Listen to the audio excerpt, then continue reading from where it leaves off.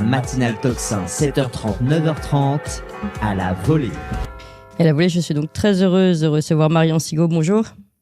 Bonjour Clémence, bonjour tout le monde. Et merci de me recevoir. Merci d'être avec nous ce matin. Vous êtes historienne, conférencière, vous avez écrit de nombreux ouvrages.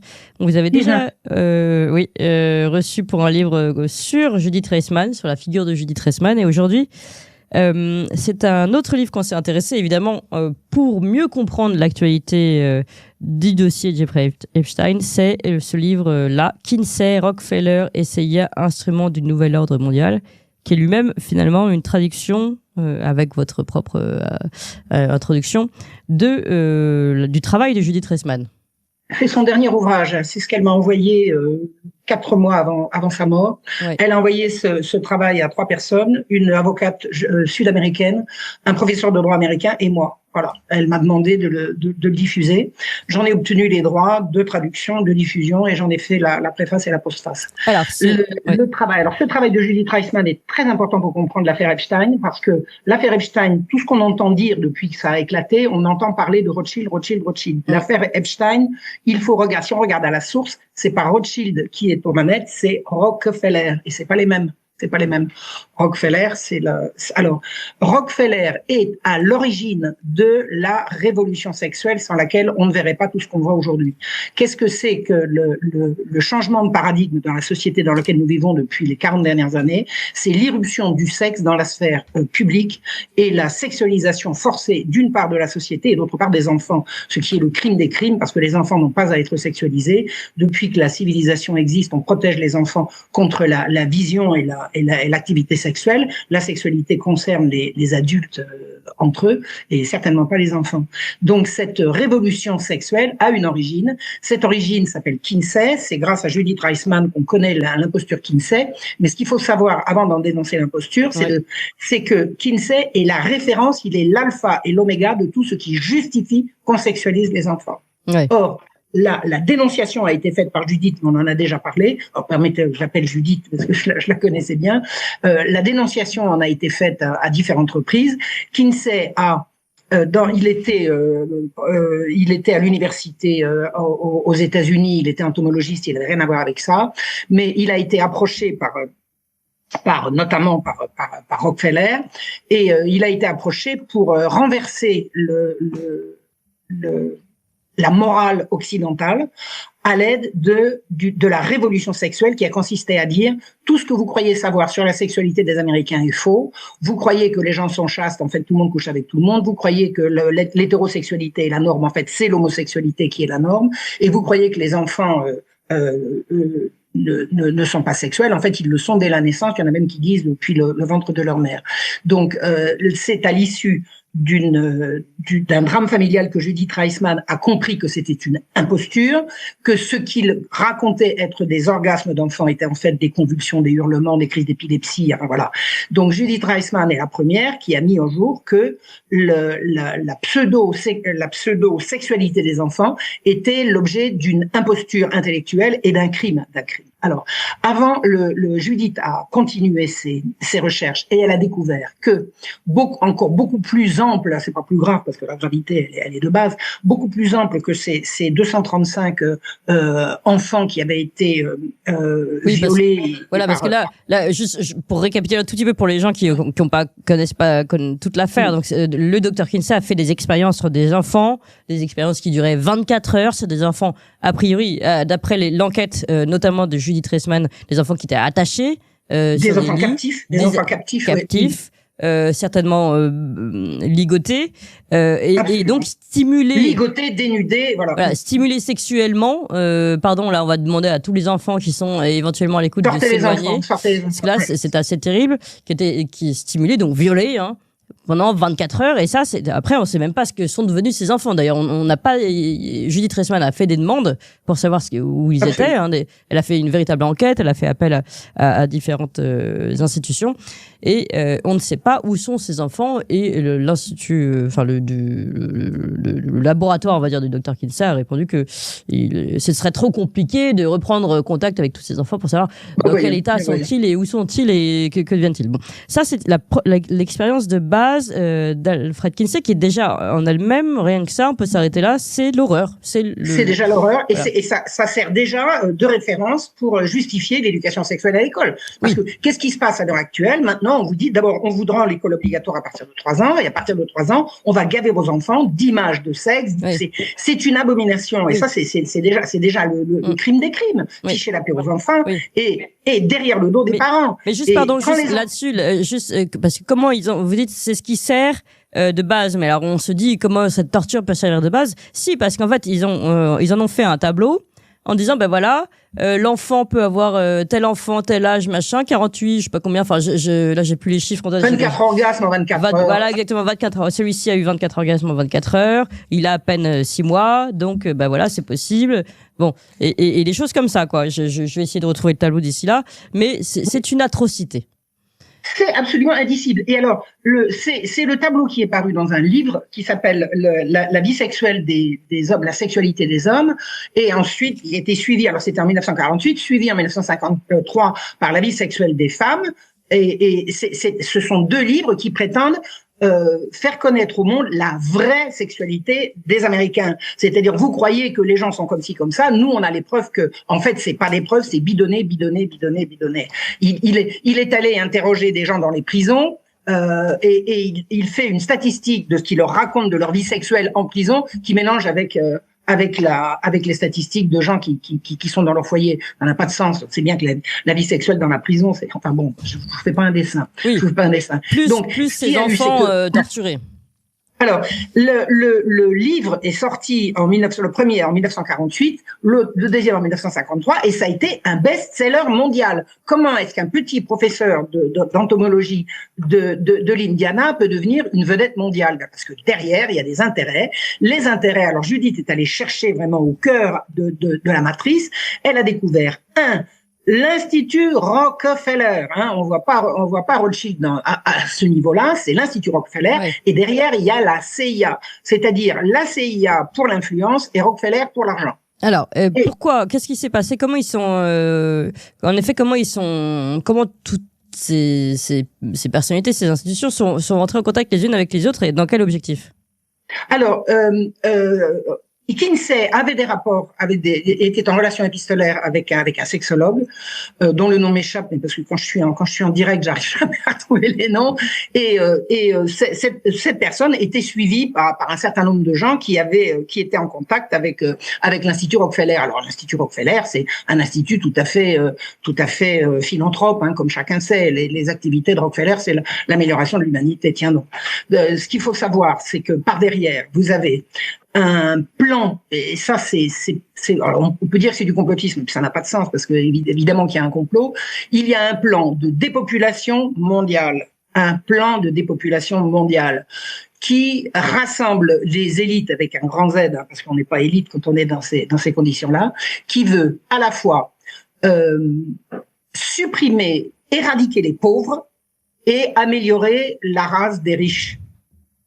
Cet institut a été développé à partir de l'Institut Tavistock, qui était en Angleterre. Cet Institut Tavistock a développé, mais sans aucun complexe, recherché et développé tous les moyens d'influencer l'opinion mondiale pour que les gens ne sachent pas où on veut les mener. C'est-à-dire que la grande manipulation mondiale a été pensée, réfléchie et décidée. Cet Institut Tavistock, au lendemain de la guerre, a émigré en Amérique. Et l'Institut Rockefeller a eu l'influence nécessaire et suffisante pour mettre la main sur tous les médias. Tous les médias sont entre les mains de ces gens-là. C'est-à-dire que vous avez des gens qui ont décidé d'éradiquer la majorité de la population mondiale. Alors, par tout un tas de moyens, et les vaccins en font partie, mais pas uniquement. Et au cœur de ce renversement qui va bouleverser les rapports de force entre les peuples et leurs dirigeants, il y a la sexualisation des enfants. La sexualisation des enfants, c'est-à-dire le renversement de la morale sexuelle. Il faut, pour ces gens-là, renverser la morale sexuelle. La morale sexuelle, c'est quoi? C'est les enfants sont protégés du sexe. Le sexe, ça sert à se reproduire. et c'est pas depuis que le monde est monde, c'est depuis que la nature l'a fait comme ça. On n'a pas un sexe pour jouer avec, on a un sexe pour se reproduire. Et la sexualité relève de l'intimité du couple. La sexualité relève, c'est ça qu'on va transformer. Donc, les 2 rapports Kinsey sur la sexualité des Américains a consisté à faire à croire que tout le monde couche avec tout le monde et que c'est l'inquiétude le problème, que les hétérosexuels sont minoritaires et que c'est les homophobes le problème, et que les enfants ont des orgasmes dès la naissance et que c'est les parents le problème. La révolution a été lancée. Contraception, avortement, le sexe n'a plus rien à voir avec la reproduction. On veut une reproduction sans sexe et le sexe sans reproduction. On a un sexe pour jouer avec. Voilà, c'est ça la révolution sexuelle.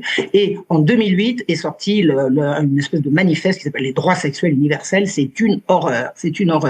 Donc, c'est un programme de dépopulation qui est mené de main de maître par ces gens-là. Alors, à la finance, l'Institut Rockefeller, à la finance et à l'influence, et à l'influence également et au pouvoir, la CIA. Oui. La CIA est aux manettes depuis le début. La CIA a contribué à toutes ces recherches qui se sont faites sur des crimes indicibles, pour pouvoir développer leur pseudo-science et savoir s'ils pouvaient. Alors, le but, c'est également ce qu'on appelle le programme MKUltra, c'est-à-dire le but, voilà, d'entrer dans la psyché des gens et de voir si on peut les influencer de loin pour en obtenir ce qu'on veut. Alors, vous avez les influences de masse, par l'intermédiaire de la publicité, ce qu'on appelait au début la réclame, la publicité, les mensonges médiatiques, etc., et également l'influence sur le cerveau des gens et pour savoir si on pouvait rentrer dans le cerveau des gens, ils ont fait des expériences sur des victimes qu'ils ont torturées, manipulées abominablement pendant des années, sous couvert de l'université, de la médecine, de grands hôpitaux, ça a été une horreur. Des enfants, des marginaux, des femmes, des Américains absolument innocents ont été manipulés, torturés dans des conditions atroces pour la science, pour faire avancer la science, pour voir si on pouvait rentrer dans leur psyché. Alors bien évidemment, qu'est-ce que vous voulez, quand vous torturez quelqu'un, que vous le coupez de tous ses repères, bien évidemment que les gens se changent et vous pouvez. Alors, il y a eu des expériences absolument on va s'arrêter là-dessus parce que vous dites beaucoup de choses. Il faut que je puisse remettre les points sur les i et donner quelques éléments qui sont dans le livre. Hein. Donc, je cite notamment, il existe des preuves à l'appui. Je cite le livre. Il existe des preuves à l'appui du point de vue selon lequel la CIA finançait les travaux de Kinsey. Donc là, on retrouve ce que vous disiez. Par le biais de la Société pour études de l'écologie humaine. Donc ça, c'est aussi sourcé dans ce livre. Une de leurs créations, oui. Comment ils font pour financer et par où ça passait. Lui permettait ainsi d'accéder aux enfants dont il avait besoin pour ses expériences. Donc toujours Kinsey. Après la première expérience dont on a parlé, c'est les expériences suivantes. Il lui assurait l'immunité contre toute divulgation ou toute action judiciaire. Et c'est donc avec la bénédiction de la CIA que Kinsey a torturé et peut-être tué des enfants dans des hôpitaux psychiatriques. Alors, la question était en effet, le contrôle mental est-il possible ? Ça, c'est ce qui intéressait la CIA. Le but de ces recherches, oui. Oui, c'est ça.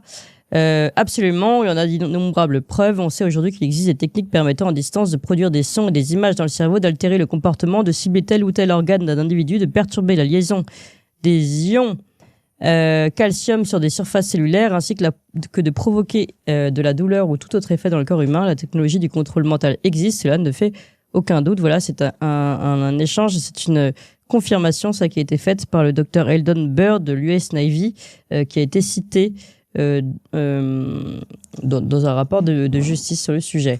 Alors, je reviens ensuite, en effet, à l'objectif de MKUltra, l'opération dont vous parlez, donc qui est une des opérations menées par la CIA et dont parle le New York Times en 1977. Donc, je cite le New York Times. Les recherches initiales étaient motivées par la conviction, qui s'est révélée infondée depuis, que les Russes et les Chinois avaient mis au point des dispositifs de lavage de cerveau et de contrôle mental, mais la CIA n'a pas tardé à envisager un usage offensif pour la maîtrise du comportement. Elle a cherché à briser les défenses mentales d'agents ennemis afin de pouvoir les programmer. Eux et ses propres agents de telle sorte qu'ils accomplissent n'importe quelle mission, même contre leur gré et contre les lois naturelles aussi fondamentales que l'instinct de conservation.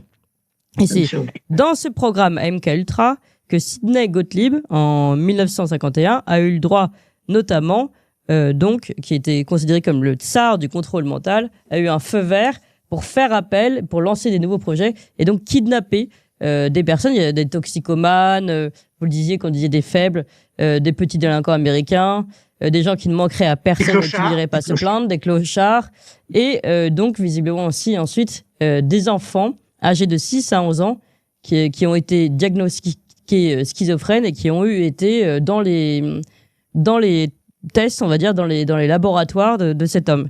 Et alors voilà, je recoupe parce que vous donniez beaucoup d'éléments, mais on n'avait pas forcément les noms et tout ça. Voilà, je précise que tout ça c'est sourcé. On a notamment le détail, la copie du sous-projet 67 MKUltra, donc qui montre que la Société pour l'étude de l'écologie humaine finançait des recherches menées à l'Institut de recherche sur la sexualité de l'Université de l'Indiana. Voilà. Et donc on découvre des choses assez affreuses dans ces tests qui ont été faites, et notamment vous mettez des photos dans votre livre d'une des découvertes dans l'unité pédiatrique de Rockland. On va pouvoir mettre l'image. C'est une découverte qui a été faite par Alex James. Donc on voit là, des enfants. Alors il y en a qui ont l'air d'être totalement nus, au sol. La nudité est un des moyens de soumission. Vous prenez quelqu'un, vous le mettez entièrement nu sous une pleine lumière, et puis après vous commencez. En camisole de force pour celui qui est à gauche, d'autres qui sont en position complètement recroquevillée, qui mangent des céréales. Et alors, des céréales radioactives. Voilà, c'est ça. Et en fait, les céréales, on apprend justement dans ces documents que ce sont des enfants atteints de maladies mentales étaient nourris de céréales auxquelles on avait mélangé de l'uranium et du calcium radioactif. Voilà. Et ça correspond. Ça, c'était dans les révélations qui ont été faites et qui correspondent en effet à ce qui a été retrouvé dans cette unité pédiatrique de Rockland, où là, en effet, retrouvé des enfants qui mangeaient cette forme de céréales. Alors, Rockland, c'est un hôpital tout à fait officiel. Je veux dire, c'est pas un petit labo de quartier, c'est un grand hôpital. Et ça se faisait absolument officiellement. Officiellement. C'était soutenu par l'État. Je veux dire, c'est monstrueux. Ouais. Et les 230 enfants qui ont été utilisés par Kinsey pour le fameux tableau, fameux tableau 34, ça n'est qu'une petite partie des expériences qu'a fait Kinsey, puisqu'il a pu, Judith évalue à 2 à 3 000, je crois, les enfants qu'il a pu utiliser dans ces hôpitaux. C'est abominable. C'est absolument abominable. Là, on me demande là, celui-ci là qu'on a retrouvé, Rockland, c'était en quelle année ces tests C'était dans les années 50. C'était dans les années 40-50. Oui. 50.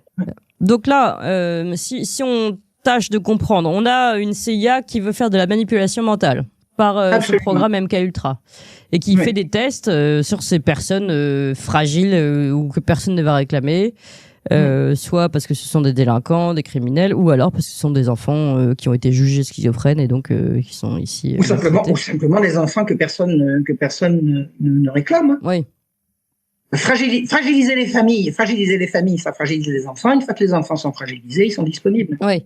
Alors ça, c'est la CIA et ses travaux, on va dire. De manipulation mentale. Et alors Rockefeller, son intérêt, parce que j'imagine que tout le monde fait ça par intérêt, pour pouvoir travailler main dans la main. Rockefeller, ce serait quoi son intérêt ? L'intérêt de Rockefeller, c'est la domination mondiale. Ils le disent. Ils veulent un monde unifié. Ils veulent. Quand on vous dit que il y a un complot, mais bien sûr qu'il y a un complot. Le complot, c'est de réduire la population mondiale à son minimum, d'éliminer les inaptes et de conserver une race supérieure. Et Rockefeller fait partie du plan. Et Rockefeller est très fier de dire oui, nous voulons un monde plus intégré. Oui, nous voulons un monde unifié. Si c'est ça l'accusation, nous en sommes fiers, absolument. Et ce dont nous sommes le plus fiers, c'est d'avoir financé l'Institut Kinsey et la révolution sexuelle qui va avec. Voilà, c'est clair et net. Donc, l'intérêt de l'Institut Rockefeller, c'est la domination du monde par la destruction des valeurs familiales, la sexualisation des enfants et la réduction de la population. La réduction de la population. Il y a une intention génocidaire par derrière. C'est clair et net. Ouais. À l'origine de ce plan eugéniste, il y avait en 1920 une dame qui s'appelait Margaret Sanger, qui a été, alors vraiment, elle a été à l'origine, j'en parle beaucoup dans mon livre Sexologie et mensonges, Margaret Sanger, vous savez ce qu'elle voulait éliminer? Les Noirs. On n'a pas besoin de ces gens-là. Il n'y a pas besoin. Alors, il y a des recherches qui ont été faites pour savoir comment on pourrait développer des maladies qui ne toucheraient, par exemple, que les Noirs. C'est important la recherche génétique pour ça. Non, mais ce sont des malades, ce sont des dingues. Donc, moi, je bois du petit lait en entendant les révélations de l'affaire Epstein. Ça n'est que le début. Ça n'est que le début. Je dis, on voit pas, on n'a pas encore vu Rockefeller dans les révélations Epstein. Ça va venir. Ça va venir. Oui. Et la CIA, alors, la CIA, c'est absolument insensé. Pendant toute la guerre, toute la Seconde Guerre mondiale, les relations n'ont jamais cessé. Alors, avant la Seconde Guerre mondiale, l'Institut Rockefeller a financé des recherches à Berlin et à Moscou. D'accord? Et quand la guerre a éclaté, l'Amérique, elle était bien contre l'Allemagne, elle n'était pas contre Moscou. Enfin, si, oui, enfin bon, Moscou, c'était Staline, c'était quand même le monde communiste. Eh bien, les relations ont continué. Les relations ont continué. L'Institut Rockefeller n'avait pas d'état d'âme pour continuer de collaborer avec des proches d'Hitler et avec des proches de Staline. D'accord? Et les proches d'Hitler, ils ont été exfiltrés. Hein, ceux qui faisaient de la recherche en génétique, parce que leur obsession, ces gens-là, c'est l'amélioration de la race, hein, l'élimination des faibles et l'amélioration de la race. On sait que les chercheurs nazis avaient travaillé là-dessus, et ben on les a exfiltrés, on les a mis en Amérique. Opération Paperclip, oui. L'opération Paperclip, et on les a mis, et l'Institut Rockefeller a réussi à les placer intelligemment dans les hôpitaux en question où on faisait des recherches. L'hôpital Rockland et ces choses-là, c'est effroyable. C'est-à-dire que la pieuvre que nous montre, que nous dessine ce livre de Judith Reisman, c'est monstrueux, mais à la fois c'est monstrueux, et puis on se dit, mais attendez, c'est en train de sortir. Le gage de réussite de ce plan monstrueux d'élimination de la majorité de la population mondiale ne pouvait fonctionner que si les gens ne le savaient pas. Et ça prend l'eau de partout. Alors, oui. Comment, à quel moment Epstein arrive dans cette affaire, dans cette collusion d'intérêts entre pouvoir, domination À quel moment il arrive, je ne sais pas. Ce que je sais, c'est que je peux pas dire à quel moment. Je peux pas dire à quel moment il arrive. Judith a eu connaissance, bien sûr, des dossiers Epstein. Elle n'avait pas l'ombre d'un doute que ce type était un prédateur et un trafiquant d'enfants. Non, je fais pas directement le lien. Je fais le lien entre la révélation d'une élite mondiale prédatrice, destructrice des valeurs familiales et des valeurs humaines, qui veut, par tous les moyens disponibles, éradiquer la majorité de la population par le biais notamment de l'hypersexualisation de la société. Et l'hypersexualisation de la société, quand vous voyez Epstein, vous êtes au cœur du truc. Oui, ça, c'est sûr. Oui. Alors, mais ce qui est intéressant aussi, c'est qu'il y a quand même eu quelques commissions d'enquête sur tout ce qui s'est passé. Évidemment, il n'y a jamais eu moyen. Judith a été approchée par le ministère de la Justice parce qu'elle a dénoncé. Judith avait dénoncé que la pornographie soi-disant douce, c'est-à-dire les images de la presse du sexe comme Playboy, Hustler, etc.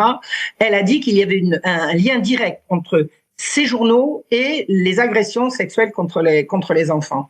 Et elle a fait tout un travail là-dessus, elle l'a véritablement démontré, et elle a été approchée par le ministère de la Justice américain pour travailler avec eux. Eh bien, le système n'a pas supporté, on a déclenché contre elle une bronca absolument hallucinante.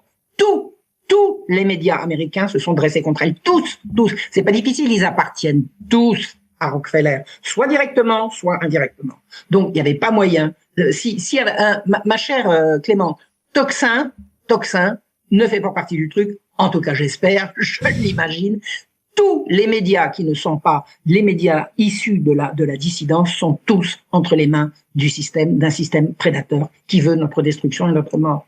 Faut le savoir. Voilà. Et c'est ça que Judith a découvert. Donc, quand une commission d'enquête a été mise sur pied pour révéler ça, eh bien, elle a été obligée de reculer. Le président Reagan, à l'époque, n'a pas eu les moyens d'imposer une commission d'enquête sur la chose. On a fait on a déclenché une enquête sur Judith pour la diffamer publiquement. Elle a été 3 fois reçue au Congrès. Elle a cru qu'elle allait pouvoir se justifier. Ils l'ont diffamée devant tout le monde, insultée, injuriée. C'est effroyable. Et elle est restée debout. Elle a été rejointe par des gens étonnants qui lui ont dit, au moment où elle était au-dessous de tout, on lui avait attribué la plus grosse subvention de l'histoire de la chose pour pouvoir faire son étude. On a été obligé de rendre l'argent. Elle n'a pas pu y toucher. Donc, en plus de ça, on l'a traité de tous les noms, donc plus personne ne pouvait l'embaucher. Elle était complètement au bout de tout. Elle a reçu un coup de fil. Madame, je m'appelle Jerry Falwell. Venez, je vous envoie mon avion, je vous donne un bureau, des secrétaires et tout. Et elle a recommencé. Alors, ce qui est intéressant à savoir, c'est que Judith Reisman a eu tous les médias massivement contre elle et elle a agrégé contre elle une à une des personnes magnifiques. Magnifiques. Une à une autre, et une autre, et un autre, et un autre. Et c'est comme ça que je suis arrivée jusqu'à elle. C'est comme ça que je l'ai introduite en France, parce que je l'ai rencontrée en Croatie, où elle avait été invitée, je raconterai ça un autre jour, et de Croatie, elle a lancé un appel qui a été entendu et qui a été repris par des gens etc. Et maintenant, voilà. Judith Reisman, c'est plus du tout une terre inconnue. Je veux dire, maintenant, on peut savoir qui c'est. Alors, savoir quand même que si j'étais pas intervenue, personne ne l'avait traduite en français. Oui, et puis surtout son livre. Personne n'a publié Judith Reisman avant que j'arrive. Oui. C'est quand même. Et son livre, c'est quand même une bombe, hein. C'est très travaillé. Il y a beaucoup d'éléments. C'est toujours sourcé. Tout le travail de Judith est sourcé. C'est une chercheuse. Elle a un doctorat en communication. C'est une chercheuse. Je sais pas qu'il faut forcément avoir un doctorat pour être chercheur, parce que moi je cherche beaucoup, mais j'ai pas de doctorat. En tout cas, elle est soutenue par plusieurs docteurs en communication, docteurs en droit, docteurs en ceci, docteurs en pédiatrie, etc.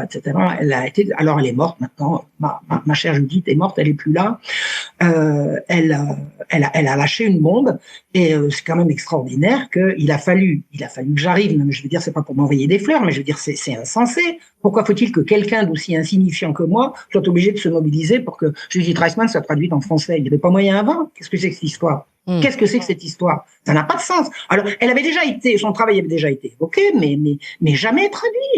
C'est le livre avec Judith Reisman en couverture. Le premier à l'avoir fait, c'est Contre-culture. Je suis désolée, c'était Soral, mais c'est parce que c'était moi derrière. J'ai dit à Soral, ce que tu publies, il dit d'accord. Alors, on a publié. Derrière, les éditions Saint-Rémy se sont dit, hop, ça nous intéresse, ils en ont publié un deuxième. J'ai préfacé les deux. Et ensuite, il y a eu le troisième livre que Judith m'a envoyé, pour lequel j'ai reçu les droits d'exploitation. Mais, et à part ça, qui fait quelque chose, là? On peut savoir?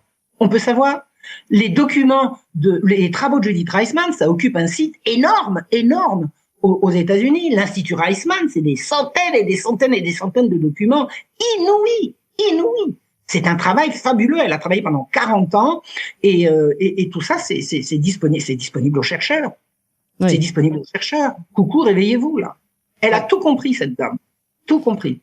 Bah écoutez, en tout cas, merci d'avoir fait ce travail, de nous en avoir parlé rapidement, parce qu'on pourrait évidemment prendre ce livre et prendre chaque élément, chaque chapitre, parce que c'est très très grave.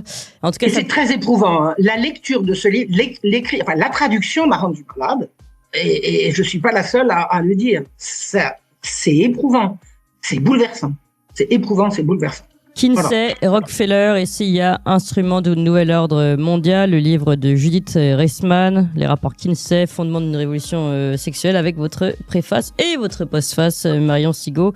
Et dans la collection Réhistoire pour tous, qui est la collection que j'ai lancée sur Book Edition. Réhistoire pour tous, c'est la bannière sous laquelle maintenant je publie mes livres et ceux des gens avec qui je collabore et je voilà, les gens nous disent où acheter ce livre. Alors, Réhistoire pour tous, on va vous mettre un lien. Je pense qu'on va essayer de mettre un lien pour pouvoir. Et avec marionsigaud.fr également. Voilà, marionsigaud.fr. Vous pouvez retrouver ce livre. Merci beaucoup, Marion Sigaud.